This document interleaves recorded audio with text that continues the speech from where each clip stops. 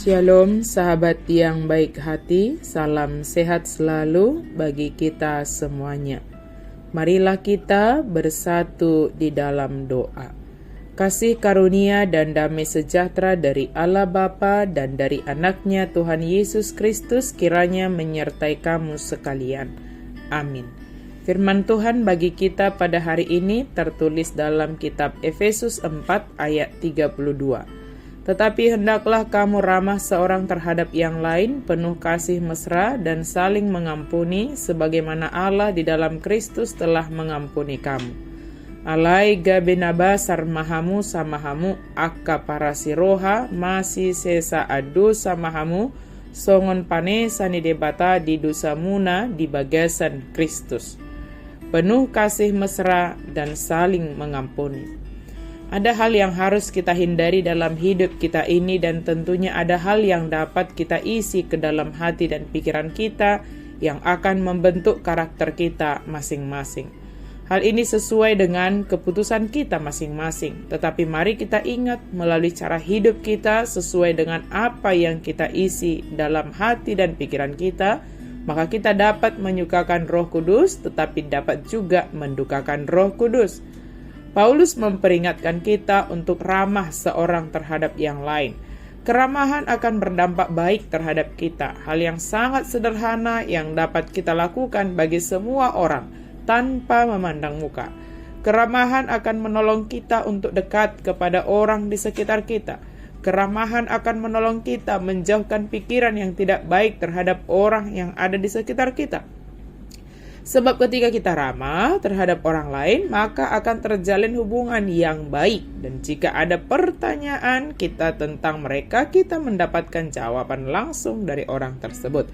Bahkan dalam wujud nyata hubungan kita dengan Allah akan terlihat dalam hubungan kita dengan sesama. Artinya bahwa Allah juga menolong kita melalui orang-orang yang ada di sekitar kita.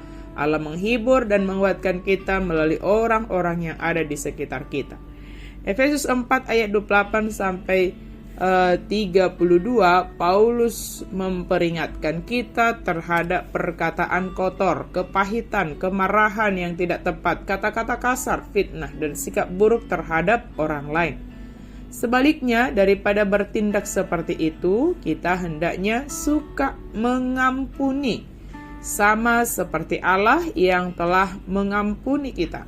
Menjadi ramah juga terlihat dari perkataan kita. Kata-kata yang kotor dan menyakiti perasaan akan membuat orang menjadi sakit hati atau menjauh dari kita.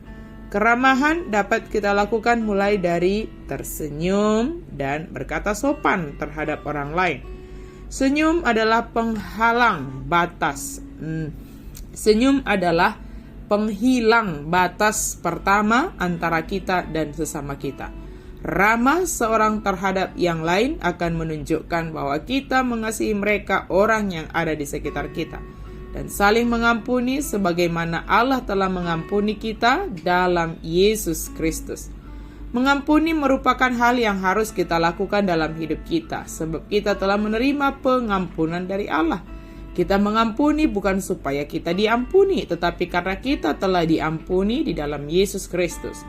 Pengampunan yang kita berikan bagi sesama kita adalah untuk membebaskan kita dari kepahitan, dari rasa sakit dan hal yang tidak baik yang berada dalam hati kita.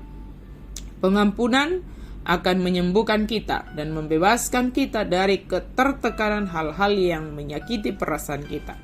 Dengan pengampunan dan kasih mesra yang ada pada kita, maka terlihatlah keramahan kita yang sesungguhnya terhadap orang di sekitar kita. Bukan keramahan yang munafik, tetapi keramahan yang benar-benar tulus dan didasarkan oleh saling mengasihi satu sama lain.